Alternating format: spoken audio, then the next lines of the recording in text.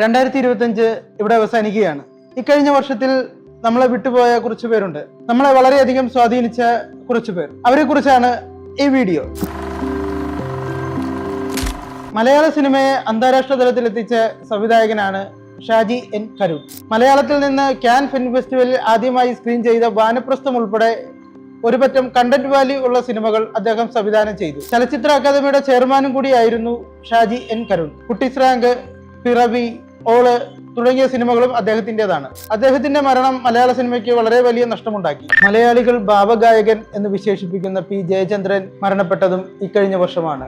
കളിത്തോഴൻ എന്ന സിനിമയിലെ മഞ്ഞിലയിൽ മുങ്ങിത്തോർത്തി എന്ന ഗാനം മുതൽ 1983 എന്ന സിനിമയിലെ ഓലഞ്ഞാലി കുരുവി എന്ന ഗാനം വരെ വ്യത്യസ്തമായ ധാരാളം ഗാനങ്ങൾ വ്യത്യസ്ത തലമുറയിൽപ്പെട്ട പ്രേക്ഷകർക്കായി അദ്ദേഹം നൽകി. മഞ്ഞലയിൽ മുങ്ങിത്തോർത്തി ധനുമാസ ചന്ദ്രിക വന്നു,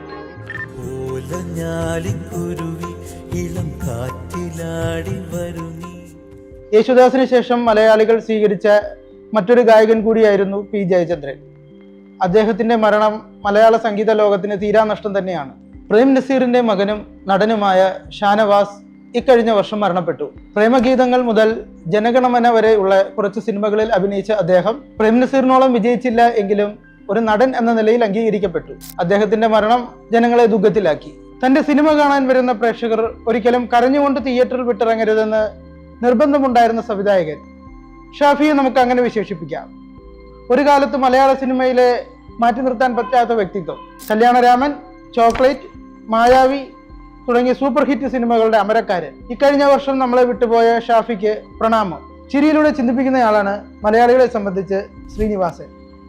ആക്ഷേപഹാസ്യത്തിന്റെ മേമ്പടിയിൽ അദ്ദേഹം തലയണമന്ത്രം, സന്ദേശം, വെള്ളാനകളുടെ നാട് തുടങ്ങിയ സിനിമകൾക്ക് തിരക്കഥ രചിക്കുകയുണ്ടായി. വടക്കു നോക്കി യന്ത്രം, ചിന്താവിഷ്ടയായ ശ്യാമള എന്നീ സിനിമകൾ സംവിധാനം ചെയ്യുകയും ചെയ്തു. അദ്ദേഹത്തിന്റെ മരണം മലയാളി പ്രേക്ഷക സമൂഹം ഞെട്ടലോടെയാണ് കേട്ടത്. ശ്രീനിവാസന് ആദരാഞ്ജലികൾ അർപ്പിക്കുന്നു. മിമിക്രി ആർട്ടിസ്റ്റും നടനുമായ കലാഭവൻ നവാസ്, ബോളിവുഡ് സൂപ്പർ താരം ധർമ്മേന്ദ്ര എന്നിവരുടെ മരണവും ഇക്കൊല്ലത്തെ നഷ്ടങ്ങളാണ്. മിമിക്രി വേദിയിലെ നിറസാന്നിധ്യമായ നവാസിന്റെ വേർപാട് അപ്രതീക്ഷിതമായിരുന്നുവെങ്കിൽ ധർമ്മേന്ദ്ര മരിച്ചു എന്ന വാർത്ത വ്യാജമാണെന്ന വിവരം അറിഞ്ഞ് സന്തോഷിച്ചവരെ നിരാശരാക്കിക്കൊണ്ട് അദ്ദേഹത്തിന്റെ മരണ വാർത്ത ഔദ്യോഗികമായിട്ട് തന്നെ പുറത്തിറങ്ങി. നടനും ഗായകനുമായ സുബിൻ ഗാർഗും ഈ വർഷമാണ് മരണപ്പെട്ടത്. മേഘാലയയിലെ അനുഗ്രഹീതനായ ഈ കലാകാരന്റെ മരണം സംഗീത ലോകത്തെ ദുഃഖത്തിലാഴ്ത്തി.